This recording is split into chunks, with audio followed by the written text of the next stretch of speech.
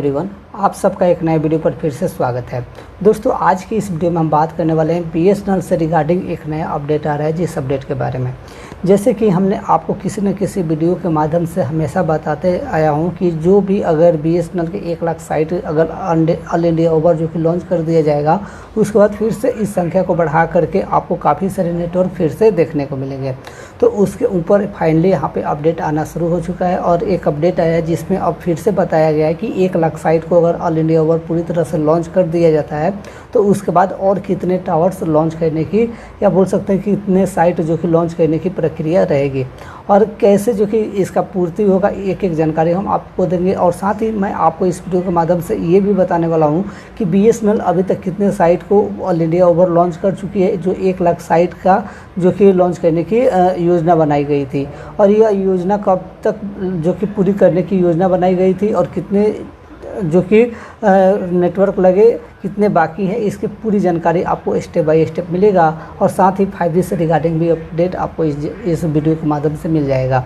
तो वीडियो को बिना स्किप किए आखिरी तक बने रहें और आपको यहाँ पे स्टेप बाय स्टेप जो जानकारी देंगे, उस जानकारी से आप जो कि बीएसएनएल में अगर अभी तक जुड़े हैं तो आपको ज़रूर ही कुछ ना कुछ फ़ायदा होगा। तो नमस्कार दोस्तों, मैं पंकज शर्मा, आपका मेरे चैनल पे बहुत बहुत स्वागत है। चैनल पे नए हैं तो चैनल को सब्सक्राइब करके बेल आइकन को प्रेस कर लें। तो चलिए स्टार्ट करते हैं, समय ना बर्बाद करते हुए। सबसे पहले हम यहाँ पे चलते हैं हेडलाइन की तरफ। तो बीएसएनएल 1 लाख अतिरिक्त 4G टावर लगाएगा, जनता से जो कि बीएसएनएल 5G सेवा का नाम सुझाने को कहा गया। तो यहाँ पे बीएसएनएल 1 लाख अतिरिक्त 4G साइट लगाएगा यानी कि टावर लगाएगा। आखिर इसका कहना क्या है, इसका पूरी जानकारी हम आपको यहाँ पे चलते हैं अपडेट में और इसकी जानकारी हम देखते हैं। तो सबसे पहले यहाँ पे संचार जो कि राज्य मंत्री पेमा सनी चंद्रशेखर ने एक रिपोर्ट में बताया कि राज्य के स्वामित्व वाली भारत संचार निगम लिमिटेड यानी बीएसएनएल इस महीने अपने पहले 1 लाख टावरों की सफल तैनाती के बाद देश भर में अतिरिक्त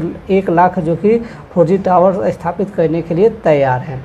तो यहाँ पे जो कि 1 लाख जो साइट तैनात करने के लिए हमें मिली थी, उनमें से जो कि बात किया जाए तो मैंने आपको पिछले वाले वीडियो में भी बताया था कि 93,450 साइट को लॉन्च कर दिया गया है।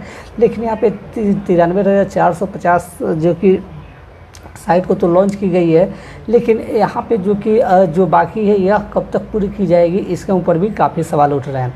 तो जैसे कि मैं आपको बता दूं कि बीएसएनएल 4G के जो 1 लाख साइट को लॉन्च करने की बात कही गई थी, यह जून 2025 तक कही गई थी और जून 2025 में अब जो कि ख़त्म होने में अब जो कि थोड़ा बहुत अभी समय है, लेकिन इसके बीच भी हो सकता है कि बीएसएनएल अपनी 4G को जो बाकी है उसको लॉन्च कर दे।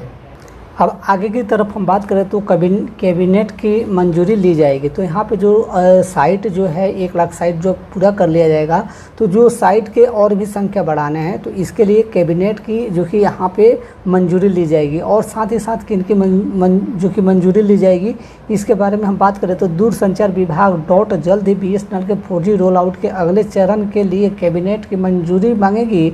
और पेमा शाही ने बताया कि अनुकूलतम जो कि 4G उपकरणों के साथ 1 लाख टावर सफलतापूर्वक स्थापित करने के बाद अन्य 1 लाख टावरों को मंजूरी के लिए कैबिनेट और जो कि प्रधानमंत्री जो कि नरेंद्र मोदी से संपर्क करेंगे। तो यहाँ पे इससे जाहिर सी बात यह हमें देखने को मिलती है कि जो 1 लाख साइट को पूरी तरह से लॉन्च कर दी जाएगी, तो 1 लाख साइट और जो कि यहाँ पे लॉन्च करने के लिए जो कि मंजूरी मांगी जाएगी, यानी कि पूरे 2 लाख साइट यहाँ पे इंडिया में लॉन्च किया जाएगा बीएसएनएल का। और साथ ही साथ इसका भी पूर्ति नहीं होता है 2 लाख साइट से, तो फिर से इसकी जो कि संख्या को बढ़ाई जाएगी। लेकिन यहाँ पे जो कि कैबिनेट के तरफ से मंजूरी मिलती है या नहीं मिलती है उसके ऊपर है। अगर मंजूरी मिलती है तो फिर से यहाँ पे जो कि बीएसएनएल के 1 लाख साइट और भी लॉन्च किए जाएंगे। तो यहाँ पे काफ़ी लोग बोलते थे कि 1 लाख साइट में क्या होगा, तो यहाँ पे हो सकता है कि 1 लाख साइट और भी आपको मिले। तो आपके क्षेत्र में अगर बीएसएनएल को 4G नहीं पहुँचा हो तो 1 लाख साइट जो दोबारा आने वाला होगा उसमें आप जो कि शामिल हो सकते हैं। तो यहाँ पे बात किया जाए तो हम बीएसएनएल के नज़दीकी प्रवाह को बढ़ाने को भी जो कि योजना बना रहे हैं, जिससे हमें अधिक 4G और 5G उपकरण स्थापित करने के लिए बीएसएनएल की प्रतिसंपत्तियों का मुद्रीकरण करने में सक्षम होंगे। बात किया जाए तो बीएसएनएल ने स्वदेशी 4G तकनीक को चुना है, जबकि रिलायंस जियो, भारतीय एयरटेल और वोडाफोन आइडिया जैसी निजी कंपनियां, नोकिया, एरिक्सन और सैमसंग जैसे विदेशी आवश्यकताओं पर निर्भर करती है। मई 2023 में बीएसएनएल ने टाटा कंसल्टेंसी सर्विसेज के नेतृत्व वाले संघ को एक अनुबंध बनाया है, और यहाँ पे जो कि जिसमें तेजस नेटवर्क और centre for development of telematics सिम और जो कि यहाँ पे ITI टेल लिमिटेड शामिल है। इस समझौते में 1 लाख टावरों के लिए 4G उपकरणों की आपूर्ति शामिल है, और इसमें 13,000 करोड़ रुपए मूल्य का नेटवर्क गियर है, और जो कि 10 साल वार्षिक रखरखाव अनुबंध शामिल है। तो यहाँ पे जो निजी कंपनियां एयरटेल, जियो, VI, BSNL को छोड़ करके ये सारी निजी कंपनियां जो भी समझौते हैं विदेशी कंपनियों के साथ किए हुए हैं।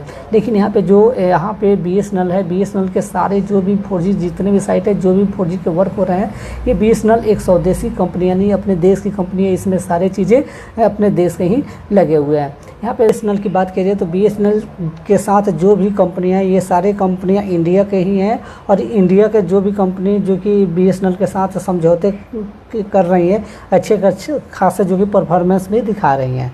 तो यहाँ पे जो कि बात किया जाए तो यहाँ पे इंडिया के सारे कंपनियों जो कि BSNL के सपोर्ट में है, जिसकी वजह से यहाँ पे BSNL एक स्वदेशी कंपनी बन चुकी है।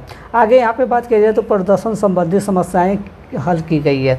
तो घरेलू स्तर पर विकसित उपकरणों में शुरुआती तकनीक समस्याओं को स्वीकार करते हुए मंत्री ने कहा कि उसके बाद से प्रदर्शन में काफ़ी सुधार हुआ है, और शुरुआत में उपकरण में जो कि कुछ समस्याएं थी, लेकिन अब यह अच्छी तरह से काम कर रहा है, और हमें उम्मीद है कि अगले साल जुलाई या अगस्त के अंत तक लगभग पूरी तरह से काम जो कि करने लगेगा। तो यहाँ पे जो कि ऑल इंडिया ओवर पूरी तरह से बात किया जाए तो फिर से यहाँ पे एक समय हमें देखने को मिल रहा है कि फिर से हमें लग रहा है कि 1 साल और लगने वाला है, जिसके बाद जो कि हमें BSNL की पूरी तरह से अच्छी तरह से सर्विसेज देखने को मिले। क्योंकि यहाँ पे जो कि BSNL शुरू से ही अपने नेटवर्क को जो कि बहुत ही कमज़ोर रखा, जिसकी वजह से कस्टमर आते हैं, कस्टमर जाते हैं, रुक नहीं पाते हैं। लेकिन फ़िलहाल क्या होता है उसके ऊपर जो कि आने वाले समय ही बताएगा। उन्होंने इस बात पर जोर दिया कि नोकिया और रिएक्शन जैसी कंपनियों के पास दशकों का अनुभव है, जबकि BSNL की घरेलू तकनीक सिर्फ 2 से 3 साल पुरानी है और अभी भी विकसित हो रही है। उन्हें कथित तौर पर कहा कि नोकिया और रिएक्शन जैसी कंपनियों के पास 30 से 40 साल की विरासत है, जबकि BSNL के भारत में बने उपकरण सिर्फ 2 से 3 साल पुराने हैं। हम बहुत सारे अनुकूल और सुधार कर रहे हैं, जिसके परिणाम स्वरूप उच्च गुणवत्ता वाले उत्पाद मिलेंगे। BSNL ग्राहक प्रतिधारण क्या होते है, इसके ऊपर भी हम बात करें तो ग्राहक बनाए रखने के बारे में चंद्रशेखर ने कहा कि 4G सेवाएं शुरू होने के बाद BSNL को निजी ऑपरेटरों के साथ बेहतर प्रतिस्पर्धा की उम्मीद है। उन्होंने बताया कि BSNL वर्तमान में केवल 1 लाख टावरों का संचालन करता है, जबकि जियो और एयरटेल जैसे ऑपरेटर 5 से 6 लाख टावरों का रखरखाव करते हैं। तो यहाँ पे बहुत सारे डिफरेंस हमें देखने को मिलता है, जहाँ BSNL के पास 1 लाख टावर भी अभी तक पूरे नहीं है पूरी तरह अच्छे तरीके से, वहीं जो निजी कंपनी है उनके पास जो कि 4 से 5 लाख 6 लाख जो बता सकते हैं कि टावर अवेलेबल है। इस बीच BSNL ने 31 मार्च 2025 को जो कि समाप्त तिमाही के लिए 280 करोड़ रुपए का शुद्ध लाभ दर्ज किया है। तो जो कि जैसे कि मैंने बताया भी था कि 17 साल बाद जो कि BSNL ने लाभ कमाया था। तो कुछ इस तरह से अपडेट निकल के आ रहे थे BSNL की तरफ से, जिस अपडेट के बारे में मैंने आप सबको इस वीडियो के माध्यम से बताया। वीडियो अच्छा लगे तो लाइक करें, कमेंट करें। अगर आप इस चैनल पर नए तो चैनल को सब्सक्राइब करके बेल आइकन को प्रेस कर लें। जय हिंद, जय भारत।